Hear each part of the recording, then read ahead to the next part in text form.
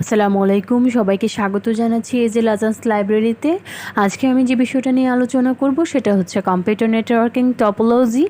আমরা জানি আমাদের নেটওয়ার্কিংয়ের কিছু টপোলজি রয়েছে, সেই টপোলজি নিয়ে আমরা আজকে আলোচনা করব। তো এখানে আপনারা স্ক্রিনে দেখতে পাচ্ছেন ডেফিনেশন আমি একটু করে দিয়েছি। The arrangement of a network that comprise nodes and connecting lines by sender and receiver is refer to as network topology. আমি যদি একটু আলোচনা করি, একটু ওপেনলি আলোচনা করি, তাহলে আমি একটু এক্সপ্লেন করে বলছি যে নেটওয়ার্কিং টপোলজিটা কী। একটি নেটওয়ার্ককে গড়ে তোলার জন্য কিন্তু কিছু উপকরণ প্রয়োজন হয়, যেমন পিসি, মডেম, রাউটার, ওয়্যার ইত্যাদি। এই প্রত্যেকটা কম্পোনেন্ট কিন্তু একটির সাথে আরেকটি ডিপলি কানেক্টেড, আর তাদের এই যে কানেকশন প্রসেস, সেটাকে যদি আমি এক্সপ্লেন করি, সেটাকে আমরা বলতে পারি ওটাই হচ্ছে একটা নেটওয়ার্ক। তো এবার চলুন আমরা একটু টাইপসে চলে যাই। The various network topologies are here. Number 1, bus topology, ring topology, star topology, tree topology, mesh topology, and last, hybrid topology. এবার আমরা আমাদের নাম্বার 1 বাস টপোলজি সম্পর্কে আলোচনা করব।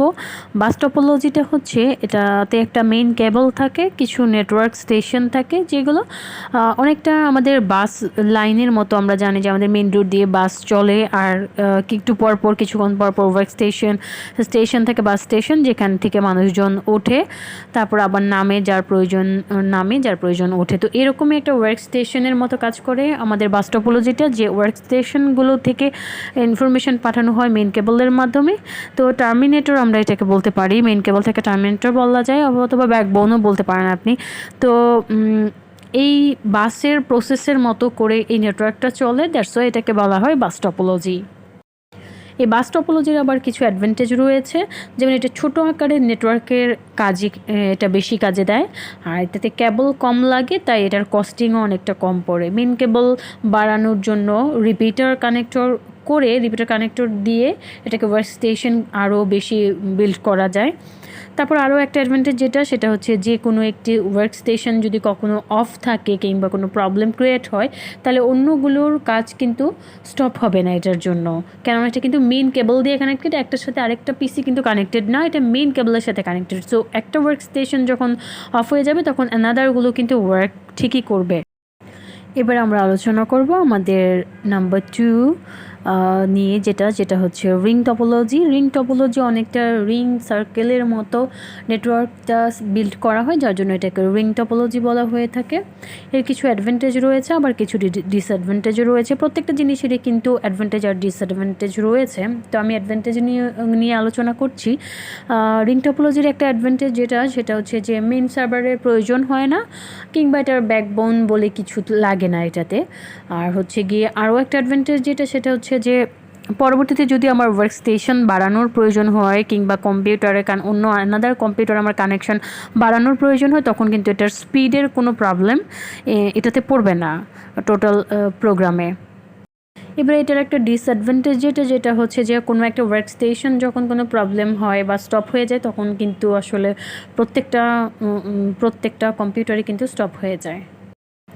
এবার আমরা আলোচনা করব আমাদের স্টার টপোলজি নিয়ে। স্টার টপোলজি হচ্ছে অনেকটা স্টারের মতো কাজ এটাকে বিল্ড করা থাকে। একটা সুইচ থাকে, মেইন সুইচ, এটা থেকে অনেকগুলো পিসি এটা থেকে কানেক্ট করা হয়ে থাকে। আপনারা স্ক্রিনে দেখতে পাচ্ছেন মাঝখানে এটাকে সুইচ বলা হয়ে থাকে। তো এই সুইচটা থেকে 1 2 3 4 5 আপনি অনেকগুলো পিসি এটা থেকে কানেক্ট করতে পারবেন। আর এটার কিছু অ্যাডভান্টেজ রয়েছে, সেগুলো হচ্ছে যে easy to manage from one point, the switch easy to add and remove nodes.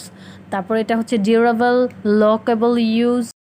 এটা একটা বড় অ্যাডভান্টেজ হচ্ছে, যদি কোনো একটা ওয়ার্ক স্টেশন প্রবলেম করে, তখন কিন্তু ওটাকে ইজিলি আইডেন্টিফাই করে ওটার প্রবলেম সলিউশন করা যায় অ্যানাদার ওয়ার্ক স্টেশনগুলোকে কোনো রকম হ্যাম্পার করা ছাড়াই।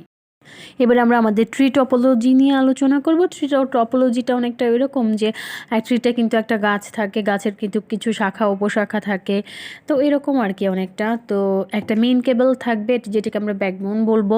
মেইন কেবলটা থেকে এই কানেকশানগুলো যাবে সাইড ডানে বায়ে যেতে পারে, যে কোনো দিকে যেতে পারে, যে কোনো দিকে দিয়েছে। আপনারা দেখতে পাচ্ছেন স্ক্রিনে যে ডানে বায়ে আমি বিভিন্ন রকম শাখা উপশাখার মতো একটা ছড়িয়ে ছিটিয়ে আছে। এটা অনেকটা গাছের আকৃতির দেখতে, দ্যাটস ওয়াই এটাকে আমরা ট্রি টপোলজি বলে থাকি। এর কিছু অ্যাডভান্টেজ রয়েছে, সেগুলো হচ্ছে যে এটা নেটওয়ার্ক সম্প্রসারণ অনেক সহজ। একটি কম্পিউটার অচল হলে অন্য কোনো কম্পিউটারে এটার প্রবলেম করে না, কেননা ওটা থেকে শাখাটাতেই কিন্তু আলাদা আলাদা করে থাকে। এটা যেহেতু মেন কেবল দিয়ে কানেক্টেড, সো এটাতে অন্য কম্পিউটারে কোনো ইনফরমেশান আপডেট করতে এটা বা নেটওয়ার্ক চলতে কোনো রকম প্রবলেম হবে না। আরও একটা অ্যাডভান্টেজ যেটা হচ্ছে যে যদি কোনো কারণে যদি এটা রুটের সমস্যা হয়, তাহলে কিন্তু এটা পুরো গোটা ব্যবস্থাটা, নেটওয়ার্কিং প্রসেসটাই কিন্তু স্টপ হয়ে যাবে। কেননা গাছের গোড়ায় যদি সমস্যা হয়, গাছটির গোড়াটাই যদি অ্যাটাক হয়ে যায় পোকামাকড় দিয়ে, তখন কিন্তু এই গাছটা মরে যায়, আমরা সবাই জানি। তো ঠিক ওরকমই নেটওয়ার্কের মেন কেবলে যখন কোনো প্রবলেম হবে, তখন কিন্তু ওটা পুরো প্রসেসটা ড্যামেজ হবে। আদারওয়াইজ কিন্তু কোনো একটা ওয়ার্ক স্টেশনের প্রবলেম হলে এটা কিন্তু অন্যগুলোতে কোনো এফেক্ট করবে না। চলেন এবার আমরা চলে যাই আমাদের হাইব্রিড টপোলজিতে। হাইব্রিড টপোলজিটা হচ্ছে, হাইব্রিড কথাটার মানে দিয়েই আমরা বুঝতে পারছি যে এটা হচ্ছে একটা মিক্সড টপোলজি, অর্থাৎ যে টপোলজিতে বিভিন্ন রকমের নেটওয়ার্ক টপোলজি কানেক্ট করা যায় তাকে বলা হয় হাইব্রিড টপোলজি। এতে যেরকম আপনি রিং টপোলজি অ্যাড করতে পারবেন, রিং টপোলজির সাথে এটাকে আবার আপনি ট্রি টপোলজির সাথেও কানেক্ট করতে পারবেন, যে জন্য এটাকে হাইব্রিড টপোলজি বলা হয়ে থাকে। চিত্রে আপনারা দেখতে পাচ্ছেন যে একটা মাত্র ব্যাকবোন ইউজ করে এটা কিন্তু রিং টপোলজির সাথে স্টার টপোলজি কানেকশন করা হয়ে আছে। আর এটাকে মিক্সড টপোলজিও বলা হয়ে থাকে অনেক সময় হাইব্রিডের জায়গায়। এবার আমরা আমাদের ম্যাশ টপোলজি নিয়ে আলোচনা করব। ম্যাশ টপোলজিটা হচ্ছে যে আপনারা দেখতে পাচ্ছেন যে ABCD আমি 4টা কম্পিউটারকে কানেক্ট করিয়েছি, তো তার উপরে হচ্ছে একটা এক্সট্রা পিসি আমি কানেক্ট করিয়েছি, সেটাকে এক্সট্রা সার্ভার দিয়ে কানেক্ট করিয়েছি।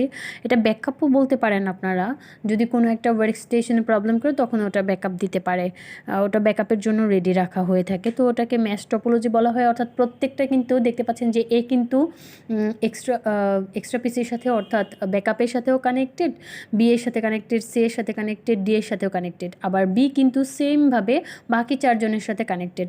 এভাবে প্রত্যেকটা ABCD প্রত্যেকটা পিসি কিন্তু প্রত্যেকের সাথে কানেক্টেড। ম্যাশ টপোলজির এটাই একটা স্পেশাল বৈশিষ্ট্য যে ওরা প্রত্যেকের সাথে ইন্ডিভিজুয়ালি কানেক্টেড থাকে বলেই কিন্তু ইনফরমেশনটা তারা ইন্ডিভিজুয়ালি সেন্ড করতে পারে কোনো রকম মেইন কেবলের হেল্প ছাড়াই। ম্যাশ টপোলজিটার অনেক বেশি অ্যাডভান্টেজ রয়েছে, আবার ঠিক তেমনি কিছু ডিসঅ্যাডভান্টেজও রয়েছে। যেমন এটার কনফিগারেশন অনেকটা জটিল, আবার এটাতে যেহেতু ওয়্যার অনেক বেশি প্রয়োজন হয়, তারপর পিসির অনেক বেশি প্রয়োজন হয়, তো দ্যাটস ওয়াই এটার কস্টিংটাও কিন্তু অনেক বেশি পড়ে যায়। আজ আর নয়, ভালো থাকবেন সবাই, আমাদের জন্য দোয়া করবেন, পাশেই থাকবেন। আসসালামু আলাইকুম।